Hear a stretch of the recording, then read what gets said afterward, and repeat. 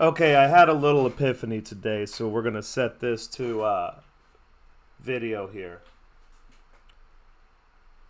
Now, my feelings on Trump at this point, I don't really take him seriously. Okay, um, as far as my opinion on Trump goes, it's an opinion that satisfies nobody on either side of the of mainstream politics. Personally, I say fuck all people that consider themselves a party to mainstream politics in the first place. Uh, but as far as Trump goes, there's these indictments, and it's just getting rather ridiculous. Alexander Mercurius made the good point today, and other people have made this point. It's an obvious point. Um, it doesn't matter at this point how many indictments they throw at him. It's not going to change anybody's opinion on Trump. The people that support Trump will continue to support Trump. The people that are hysterical about Trump will continue to be hysterical about Trump.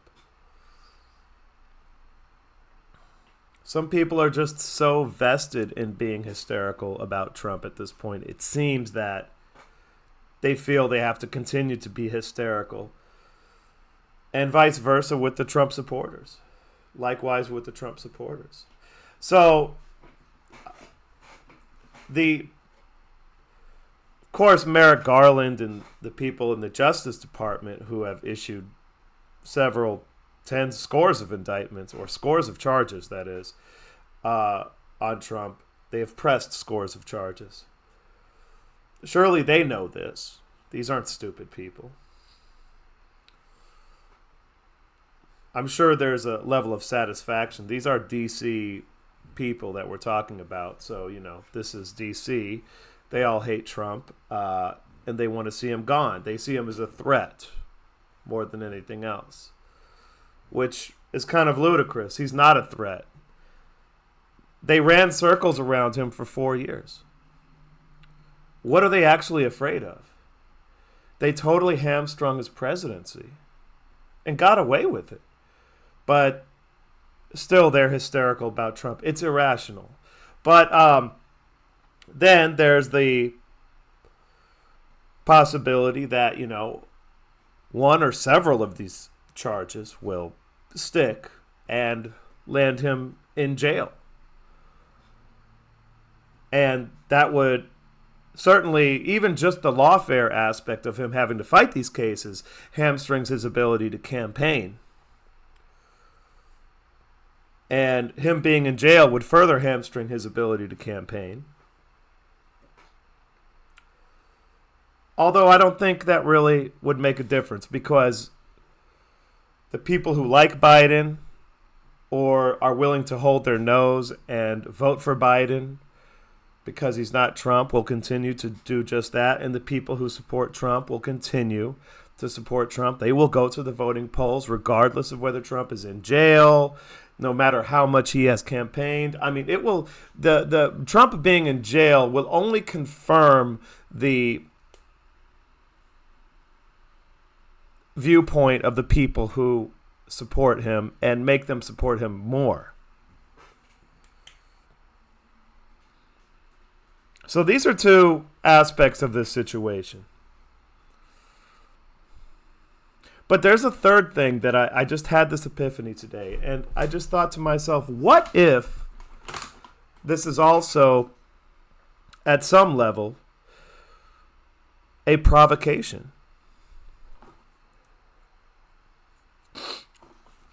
Almost every, if you're a student of military history or even history, you understand that many wars, including civil wars, have been started through provocations, including the American Civil War, when the Union, Abraham Lincoln, ordered a fleet of supply ships and warships to go and support Fort Sumter in the South.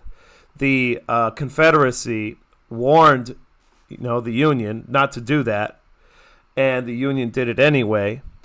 And as the fleet of ships got within sight of Fort Sumter, that's when I believe it was General Beauregard,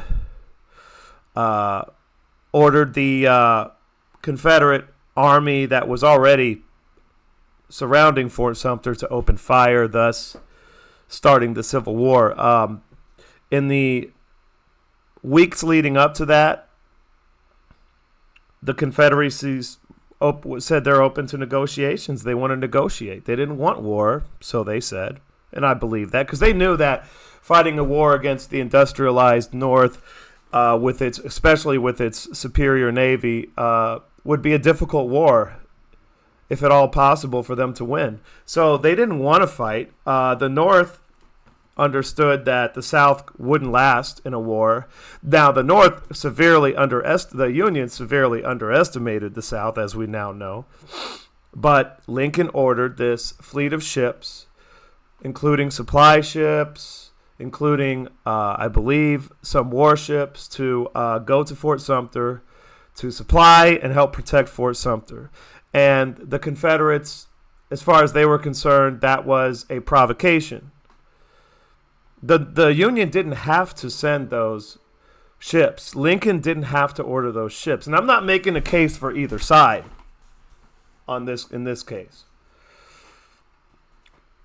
Lincoln didn't have to send those ships. He could have opened up negotiations with Jefferson Davis, and who knows? I'm not saying that would have been a good outcome, obviously. That means slavery would probably still be going in the United States. Certainly, the world would be a different place right now, and I'm not sure it would be for the better.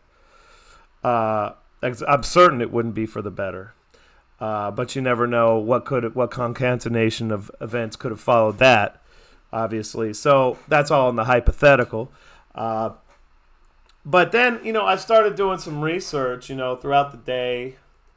And I found this really interesting paper by a J.D. Maddox, Department of Information Science and Technology, GMU. How to Start a War. This is George Mason University, by the way, a D.C. area college. I think a private college. Maybe public university, I don't know. And I'll put a link to this in the description for sure. Very interesting story it opens up with. I'm not going to go through the whole paper. And I didn't know this story. It's a fantastic story. So apparently there was, in the 17th century, this is well before the United States. This is when it's still colonies, right? Obviously, there were disputes between the colonists and the natives. The natives and the colonists weren't getting along all the time. And there was a tribe called it's in here. It's a very strange name. The Iroquois are involved, but the tribe in question is the Piscataway. The Piscataway tribe were fighting against, I suppose, some colonists in Maryland. There were disputes going on. And one day, a Native American leader in this tribe decided to go and murder and scalp a woman and beat her two kids to almost to death. So they killed the woman, scalped her, and then they proceeded to beat the children to death. And this started a long-standing conflict between the colonists in that area and the Piscataway assassins. But that was the intention anyway, because what really happened was the Iroquois had convinced this Native American leader, they called him Emperor Piscataway or something, Esquire Tom. So the Iroquois had come up to Esquire Tom, and they were telling him all this shit, and basically that, you know, the colonists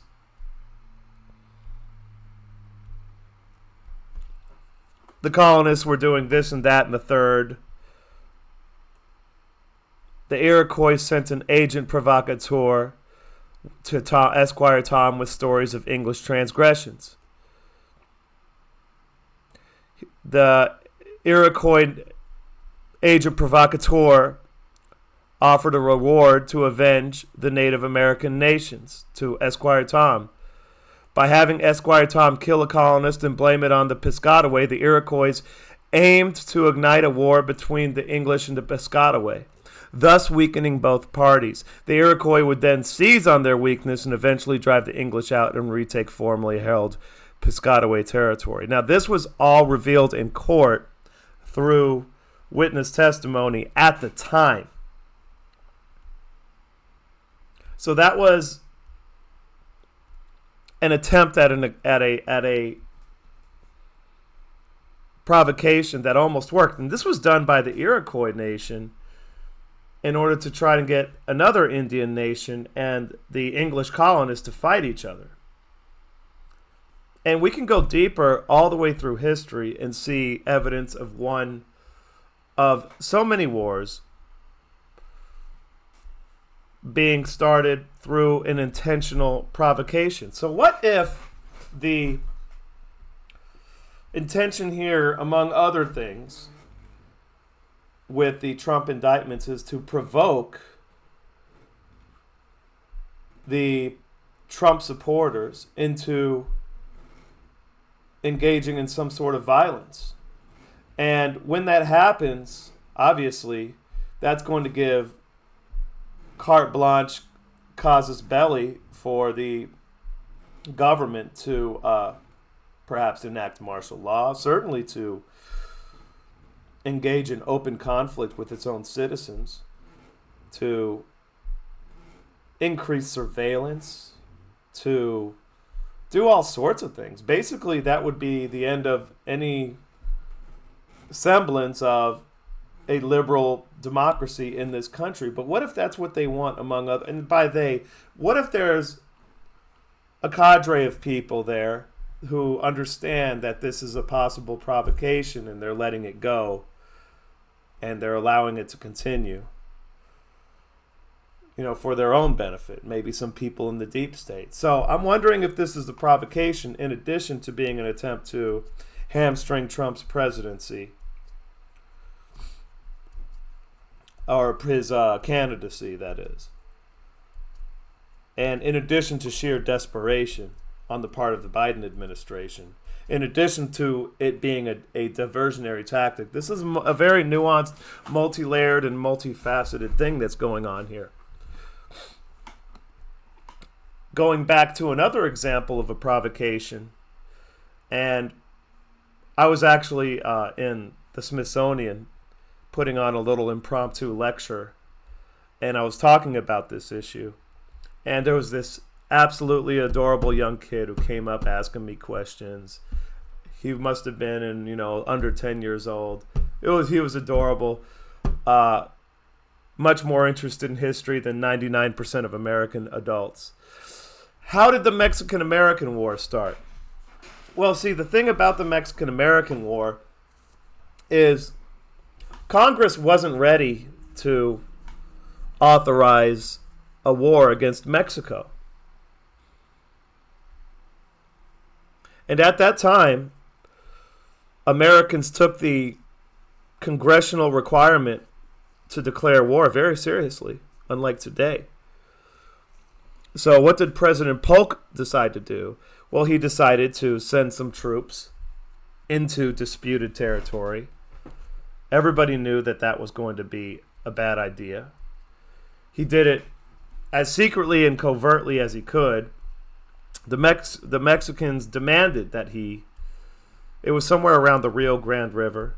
The Mexicans demanded that he leave the territory at once. The troops did not leave the territory. And then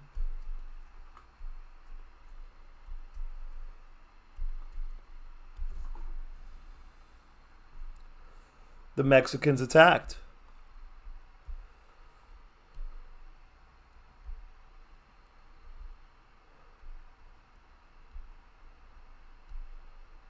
So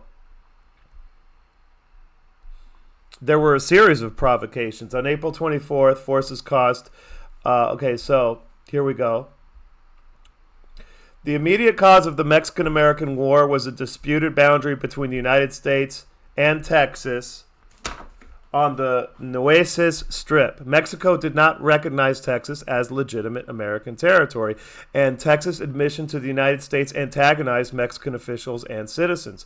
Rather than ameliorate this problem, President Polk intentionally worked to aggravate Mexico and provoke a war. This is, by the way, National Park Service. Okay, is that good enough as a source? I mean, it is the U.S. government. And this is just a brief and very simple explanation. In April, so on January 13th, 1846, Polk ordered American forces into deeply disputed territory. In April, an army of approximately 4,000 men led by General Zachary Taylor, who later would become president, entered the Nueces Strip. A contested, or maybe he was president before this. They entered the Nueces Strip, a contested territory that Mexico and many Americans regarded as never having been a part of Texas. Polk knew this action would antagonize Mexican military forces stationed within sight of Taylor's army at Matamoros. Colonel Hitchcock, who served with Zachary Taylor's army, could see the real intention of his deployment from his vantage point on the front lines. Quote, "We have not one particle of right to be here. It looks as if the government sent a small force on purpose to bring on a war, so as to have the pretext for taking California and as much of this territory as it chooses." So I'll leave it at that, but I had to read it out because I wasn't remembering the details off the top of my head. And later on, Abraham Lincoln would bring this up as an issue before Congress. All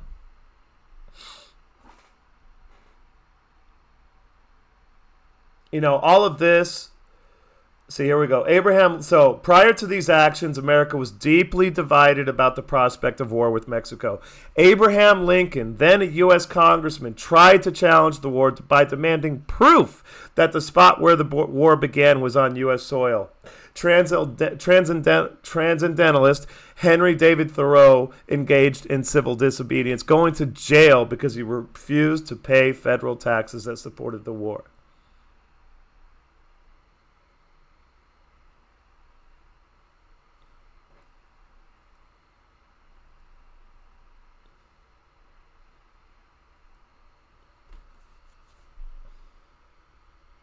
And I'm assuming that then Congress authorized the war, did an official declaration of war. So,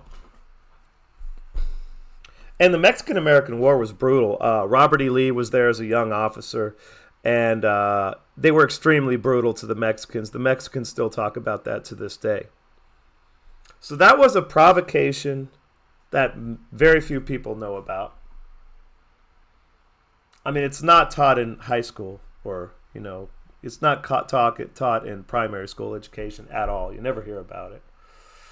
And on this, if I still have it, guess I'm going to have to get this again. So on this great paper here, it's actually pretty good.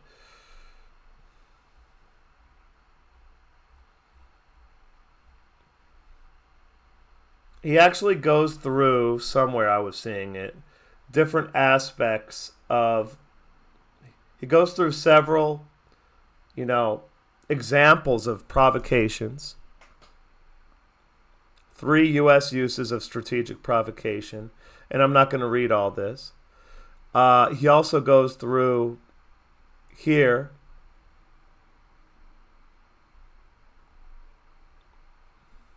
"10 steps to provoke the enemy." So this is a very interesting paper, and I haven't read the whole paper yet, but I just wanted to put this out there. It's a paper written at a university, cited in the ALM style or whatever. It doesn't look like Chicago style, so cited. Very nice. And I'm going to continue reading this. But yeah, I had this epiphany today that the indictments could also be a provocation. And putting him in jail might be putting Trump in jail might be the ultimate provocation. And like we saw with January 6th, they can put their own agents provocateur in any sort of protesting crowd, say at the jail where Trump might end up. You know, these people are professionals at that. I used to know some of them. So this might be a provocation. They might be trying to start a civil war. Because think about it this way. What better excuse would there be to essentially suspend elections, suspend civil rights? Abraham Lincoln did it with suspending habeas corpus. What better excuse would there be for Biden to plant his ass in office? That way, for the rest of his sorry life, he'll never have to worry, for example, about being put in jail for any reason. I think that has a lot to do with why Biden is actually hanging on for dear life to office. And I think he has enough people. What's interesting about Biden is he may be a doofus, but he is good at being corrupt. I mean, he's been doing it for 40, 50 years at this point. Don't underestimate his ability to be slick. I mean, just look at how he's conducted himself with the pay-to-play schemes that he did for a decade while he was vice president, about a decade. He managed to cover his ass to the point where, you know, all we have is circumstantial evidence. There's no smoking gun yet that I know of. So, at some level, somewhere, maybe they're hoping, maybe Biden is, maybe his handlers are hoping, maybe Jake Sullivan, he's a crafty motherfucker. Not good at you know, not good at military matters, obviously, as we see with Ukraine, but he's good at political manipulation. He's good at manipulation, which is what political consultants do. And maybe he's thinking provocation to save his own hide, because he'll go down with Biden. So that's where I'm at with it. This might be a provocation, a little bit of an impromptu video, but I had to put it down. I am out.